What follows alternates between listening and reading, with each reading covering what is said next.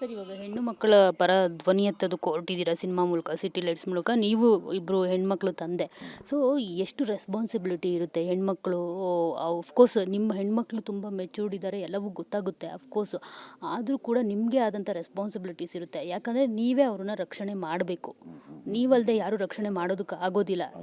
So ನಿಮ್ಗೆ ಎಷ್ಟು responsibilities ಅಂತ ಅನಿಸುತ್ತೆ ಸರ್ ಅದು ಎಲ್ಲ ಅಂತ? ಇವತ್ತಿನ ಮಕ್ಕಳಿಗೆ ಏನು ಹೇಳ್ತೀರಾ ಅವ್ರಿಗೆ ನೀವು ರೆಸ್ಪಾನ್ಸಿಬಿಲಿಟಿ ಅಂತ? ಅನ್ನೋಕ್ಕಿಂತ ಹೆಚ್ಚಾಗಿ ಇವತ್ತಿನ ಪರಿಸ್ಥಿತಿ ಇದೆಯಲ್ಲ, ಯಾರೂ ಅಪ್ಪ ಅಮ್ಮನ ಮಾತು ಕೇಳಲ್ಲ, ಕರೆಕ್ಟ್. ಯಾರೂ ಕೇಳಲ್ಲ. ಅವರೆಲ್ಲ ಹೆಂಗೆ ಅಂದರೆ ನೀನು ಯಾರು ಕೇಳೋಕ್ಕೆ ಅಂತಾರೆ ಇವತ್ತು. ಇದ್ರ ಮಧ್ಯೆ ನಾವು ಒಂದು ಹೇಳೋಕ್ಕೆ ಸಾಧ್ಯ, ಆ, ಹುಷಾರು, ಮುಂದೆ ಬಿದ್ದೋಗ್ಬಿಡ್ಬೋದು ಅಂತ ನಾವು ಹೇಳ್ಬೋದು. ಇಲ್ಲ ನಾನು ಹೋಗ್ತೀನಿ ಅಂತ ಅವ್ರು ಬಿದ್ದೋದಾಗ ಅವ್ರಿಗೆ ಅರ್ಥ ಆದಾಗಲೇ ಚಂದ ಅದು. ನಾವಿವತ್ತೇನೋ ಹೇಳೋದ್ರಿಂದ ಅವ್ರು ಯಾರೂ ಕೇಳ್ತಾನೂ ಇಲ್ಲ, ಅವ್ರು ಅದಕ್ಕೆ ಮನಸ್ಸು ಕೊಡ್ತಿಲ್ಲ. ಸುಮಾರು ಜನ ಪೇರೆಂಟ್ಸ್ ಇವತ್ತು 100%. ಅದರಲ್ಲೇ ನರಳ್ತಾ ಇದ್ದಾವೆ ಪಾಪ. ಅದರಲ್ಲೂ ನನಗೆ ಸ್ಪೆಷಲಿ ಹೆಣ್ಣು ಮಕ್ಕಳುಗಳು ಮಾಡುವಂಥ ಕೆಲವು ವಿಷಯದಲ್ಲಿ ತಪ್ಪು ಧೈರ್ಯದಲ್ಲಿ ಒಂದಿದೆ. ಒಂದು ಸರಿಯಾದ ಧೈರ್ಯ ಮಾಡೋದು, ಒಂದು ತಪ್ಪು ಧೈರ್ಯಗಳು ಮಾಡೋದ್ರಿಂದ ಮನೇಲಿ ಪೇರೆಂಟ್ಸ್ ತುಂಬ ನರಳ್ತಾ ಇದ್ದಾರೆ. ಅದಾಗಬಾರ್ದು. ಓಕೆ.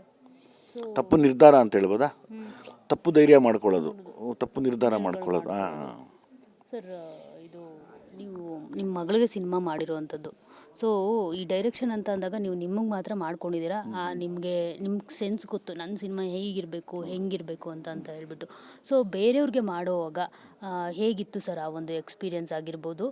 ಜೊತೆಗೆ ನಿಮಗೆ ಮಾಡ್ಕೊಳ್ಳೋವಾಗ ಏನೋ ಡಿಫ್ರೆನ್ಸು, ನಿಮಗೆ ನೀವೇ ಆ್ಯಕ್ಷನ್ ಹೇಳ್ಕೊಳುವಾಗ ಮತ್ತು ಬೇರೆಯವ್ರಿಗೆ ಆ್ಯಕ್ಷನ್ ಕಟ್ ಹೇಳುವಾಗ ಏನೆಲ್ಲ ವ್ಯತ್ಯಾಸಗಳಾಯಿತು ಅಂತ? ನಾವು ಇನ್ನೊಬ್ರಿಗೆ ಮಾಡಿಸೋವಾಗ ಸ್ವಲ್ಪ ಜಾಸ್ತಿ ಗ್ರಿಪ್ಪಲ್ಲಿ ಕೂತ್ಕೊಂಡಿರ್ತೀವಿ. ಅಂದರೆ ಇದು ಏನು ಮಾಡಿದ್ರು ಡೈರೆಕ್ಷನ್ ಇಸ್ ಹಾಳಾಗದೇ ಇರೋದ್ರೆ ನೋಡ್ಕೊಳ್ಳೋದು. ಡೈರೆಕ್ಷನ್ನೇ ಅದು.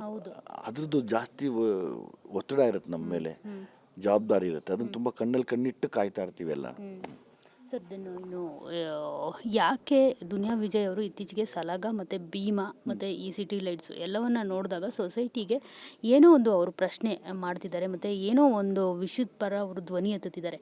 ಯಾಕೆ ಸೊಸೈಟಿ ಪರವಾಗಿ ಧ್ವನಿ ಎತ್ತುತ್ತಿದ್ದಾರೆ ದುನಿಯಾ ವಿಜಯ್ ಅವರು ಇತ್ತೀಚೆಗೆ? ನಮಗೂ ತುಂಬ ಪ್ರಶ್ನೆಗಳಿಗೆ ಉತ್ತರ ಸಿಗದೇ ಇದ್ದಾಗ ತುಂಬ ನಾವು ನೊಂದಿರ್ತೀವಿ. ಆ ನೊಂದಿರೋ ಟೈಮಲ್ಲಿ ನಮಗೊಂದು ಸ್ಥಾನ ಸಿಗುತ್ತಲ್ಲ, ಆ ಸ್ಥಾನ ಸಿಕ್ಕಿದಾಗ ಆ ಪ್ರಶ್ನೆ ಕೇಳ್ತಾ ಬರ್ತೀವಿ. ಅದೇ ನಡೀತಾ ಇರೋದು ಇವಾಗ ಅಷ್ಟೇ. ಪ್ರತಿಯೊಬ್ಬ ನಿರ್ದೇಶಕನಲ್ಲೂ ಒಂದೊಂದು ಪ್ರಶ್ನೆ ಇರುತ್ತೆ. ಅಂದರೆ ಸ್ಪೆಷಲ್ ನನಗೆ ಅಂತ ಬಂದಾಗ ನಾವು ತುಂಬ ಅನುಭವಿಸಿದ್ದೀವಿ. ಸುಮಾರು ಸರಿ ಅದು ಬೇರೆಯವರಿಗೆ ತಪ್ಪಾಗಿ ಪ್ರತಿಬಿಂಬಿಸಿದೆ. ಅದು ಪ್ರಶ್ನೆ ನಾನು ಸಿನಿಮಾ ಮೂಲಕ ನನಗೆ ಮಾಡೋ ಕೆಲಸದ ಮೂಲಕನೇ ಕೇಳಬೇಕಾಗತ್ತೆ ಯಾವಾಗಲೂ.